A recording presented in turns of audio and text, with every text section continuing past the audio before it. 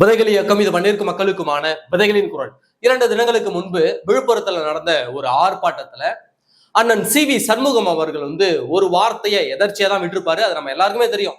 ஒரு ஃபன்னுக்காக ஜாலிக்காக ஒரு வார்த்தையை எதர்ச்சியாக விட்டுட்டார்.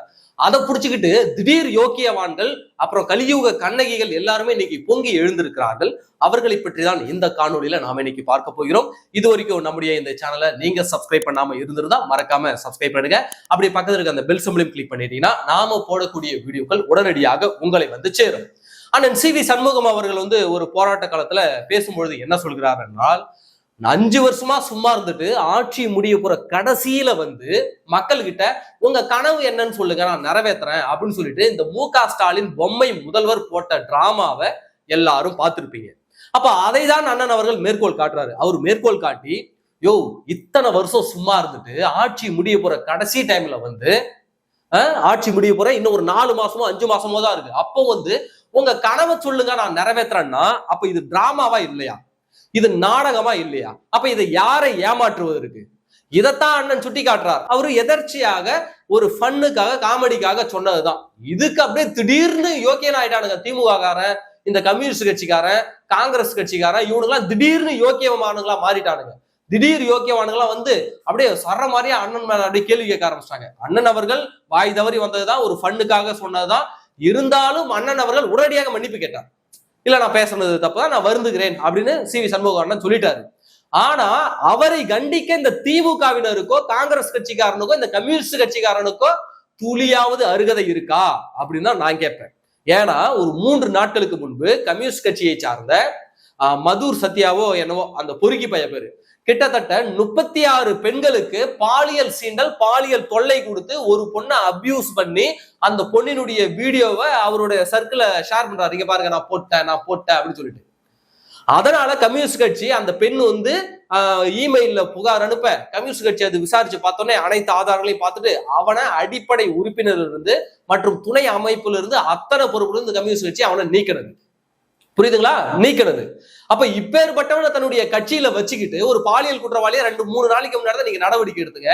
அவன் மேல நடவடிக்கை எடுத்துட்டு அப்பேற்பட்ட பாலியல் குற்றவாளி கட்சியில வச்சுக்கிட்டு சி.வி. சண்முகம் அவர்களை விமர்சிப்பதற்கோ கேள்வி கேட்பதற்கோ இந்த கம்யூனிஸ்டுக்காரனுக்கு என்ன தகுதி இருக்கு? சொல்லு பாப்போம். நீங்களா என்ன யோக்கியவானுங்களா? நீங்களா 5க்கு 10க்கு பிச்சை எடுக்கிற பயலுக்கு தானே நீங்க? திமுக உங்களுடைய கொள்கையை அடமானம் வச்சுட்டு சுயமரியாதையை இழந்து தன்மானத்தை விட்டு அவனுக்கு திமுக காரணங்களை கால்களை நக்கி பிழைக்கக்கூடிய கம்யூனிஸ்டுகளுக்கு என்ன சூடு சொல்ற வந்துருச்சு இன்னைக்கு? ஏன் திமுக ஆபாச பேச்சாளர்களே கிடையாதா? கருணாநிதி பேசாத ஆபாச பேச்சா? பாவாடைய தூக்கி பாருன்னு பேசுற பேச்செல்லாம் என்ன பேச்சு? இந்திரா காந்தி அவர்கள் மீது தாக்குதல் நடத்தி அவர் மண்டையிலிருந்து ரத்தம் வரும்போது கருணாநிதி என்ன சொன்னாரு? அது மண்டையிலிருந்து வழியக்கூடிய ரத்தம் என்று உங்களுக்கு தெரியுமா? ஏன் மாதவிடாய் ரத்தமாக கூட இருக்கலாம் அப்படின்ற பொருள்பட கருணாநிதி பைய பேசினானா இல்லையா? கனிமொழி என் மக, ஆனா அவங்க அம்மா என்னுடைய, அதாவது ராசாத்தி அவங்க அம்மா என்னுடைய மனைவி இல்ல அப்படின்னு சொன்ன பொறுக்கி பையன் தானே இந்த கருணாநிதி. இதை பத்தி அந்த கம்யூனிஸ்ட் என்னைக்காவது கேள்வி எழுப்பியிருக்கானா? இல்ல என்னைக்காவது கேட்டிருக்கானா? திமுக மேடல சிவாஜி கிருஷ்ணமூர்த்தி பேசாத பேச்சாயா? அப்பெல்லாம் கம்யூனிஸ்ட்காரன் எதை எடுத்து வாயில வச்சுக்கிட்டு இருந்தீங்க? கம்யூனிஸ்ட் கட்சிக்காரன், காங்கிரஸ் கட்சிக்காரனும். இன்னைக்கு நான் அப்படியே பொங்கி வந்துட்டீங்க. நீங்க இன்னைக்கு என்ன யோக்கியம் சொல்ல வந்துட்டீங்க?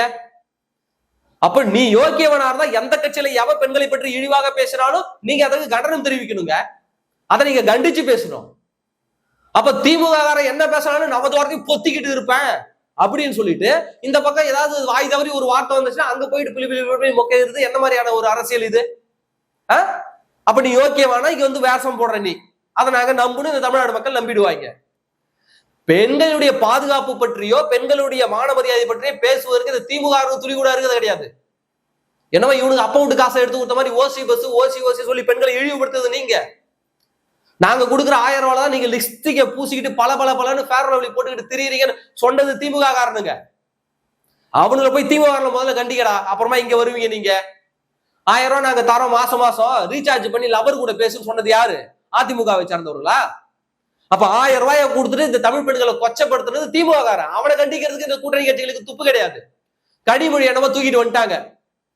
அப்படியே கனிமொழி அப்படியே உலகமாக உத்தமி கனிமொழி வந்துட்டாங்க. கனிமொழி இங்க கிருஷ்ணகிரி தருமபுரி மாவட்டத்துல 2.5 வயசு பிள்ளைய திமுக கட்சிக்காரன் வன்கொடுமை செஞ்சு கொண்டானே, அதை பத்தி பேச துப்பு இருந்துச்சா கனிமொழி அவர்களுக்கு? திமுக கொடி கட்டின கார்ல பெண்கள் இருந்த குழந்தைகளோடு போன அந்த வண்டியை கொடி கட்டின கார்ல துரத்திட்டு போனானுங்களே, அதை கேள்வி கேட்க இவங்களுக்கு துப்பு இருந்துச்சா? அரக்காணத்துல ஒரு பெண் பிள்ளையே திமுகவுடைய இளைஞரணி செயலாளர் அவ்வளவு வன்கொடுமை செஞ்சு அவ்வளவு துன்புறுத்துறானே, அதை கேட்க இந்த கனிமொழிக்கு துப்பு இருந்துச்சா? சொல்லுங்க. இதே உங்க திமுக கட்சியில எம்ஆர்கே பன்னீர்செல்வம் டிவிகே என்ற கட்சி பேருக்கு டீனா திரிசா, வீணா விஜய், கேனா கீர்த்தி சுரேஷ் அப்படின்னு விளக்கம் கொடுத்தாரு. அப்ப போய் கண்டிக்க துப்பு இருந்துச்சா கனிமொழிக்கு? ஏன் அப்ப போய் அங்க போய் கண்டிங்க? அப்ப அதுக்கெல்லாம் நமது வார்த்தையும் பொத்திக்கிட்டு இருப்பீங்க. இங்க வாய் தவறி வந்த ஒரு வார்த்தைக்கு அப்படியே வந்து வேஷ்டியை மடிச்சு கட்டிக்கிட்டு புடவை தூக்கி இப்படி இடுப்புல சொருவிட்டு வந்துருவீங்க பிரச்சனைக்கு. அசிங்கமா இல்ல உங்களுக்குலாம்? என்ன பழப்பு இது? ஏன் திமுக ஒரு பொண்டாட்டிதான் இருக்கிறானா? திமுக எவன் வீட்டுல பூந்தான்னு எங்களுக்கு கதை தெரியாது. அந்த கதை கருணாநிதி எத்தனை வீட்டுல படுத்து வந்தாருன்னு அந்த கதை எங்களுக்கு தெரியாது. நீங்க என்னடா பெருசா யோக்கிய மாதிரி வந்துட்டீங்க? உங்க சிவாஜி கிருஷ்ணமூர்த்தி உங்க கூட்டணியில பிரேமலதா இருக்காங்களே, அந்த பிரேமலதாவை என்னன்னு சொன்னாரு தெரியுமா?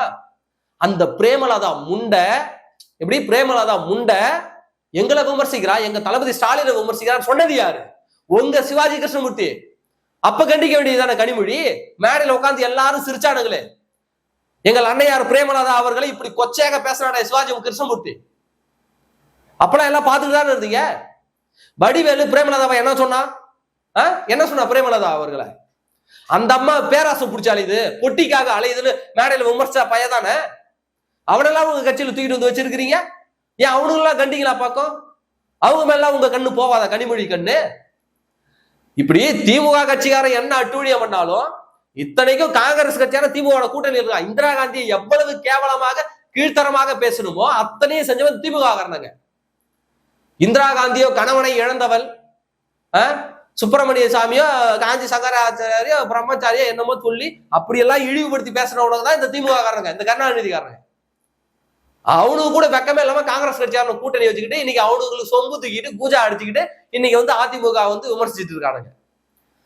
பெண்களை பாதுகாக்கக்கூடிய ஒரு இயக்கமாக அதிமுக இருக்கிறது. பெண்கள் சம்பந்தப்பட்ட ஏதாவது ஒரு பிரச்சனை வந்தால் அதற்கு முதல் குரல் கொடுப்பதும் அதிமுகவாக தான் இருக்கும். அதிமுக நிர்வாகிகளே பெண் சம்பந்தப்பட்ட விவகாரத்தில் ஏதேனும் தொடர்பு இருந்தால் அவர்களை அடிப்படை உறுப்பினரிலிருந்து நீக்கிவிடப்பட்டு சட்ட ரீதியாக நடவடிக்கை எடுக்கக்கூடிய இயக்கம் அதிமுக. உங்களை மாதிரி அண்ணா பல்கலைக்கழக அந்த மாணவி வழக்குல ஞானசேகரனை காப்பாற்ற துடிக்கல அதிமுக.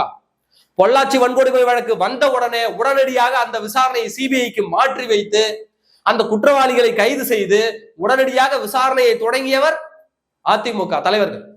அதை முதல்ல புரிஞ்சுக்கிட்டீங்க. நாங்க ஒண்ணு இந்த அண்ணா நகர் 10 வயது சிறுமிய அந்த குற்றவாளியை பாதுகாக்க முயன்ற மாதிரி பாதுகாக்கல அதிமுக. அண்ணா பல்கலைக்கழகம் அந்த ஞானசேகரனை பாதுகாக்கிற உங்களை மாதிரி பாதுகாக்கல அதிமுக. அப்ப அதிமுகவுக்கு அறிவுரை சொல்ல வேண்டிய இடத்துல திமுக காரணம் கிடையாது, காங்கிரஸ் காரணம் கிடையாது, கம்யூனிஸ்ட் கட்சி காரணம் கிடையாது. அதனால பொத்திக்கிட்டு உங்க வேலையை பாருங்க. எங்களுக்கு தெரியும் யாருக்கு எவ்வளவு மரியாதை கொடுக்கணும் அப்படின்னு சொல்லிட்டு. ஏன் நயன்தாராவுக்காக திமுக காரன் பொங்கறான்? உதயநிதியோட கோச்சுக்குவாரு இல்ல, பால் டாயில் குடிச்சவரு.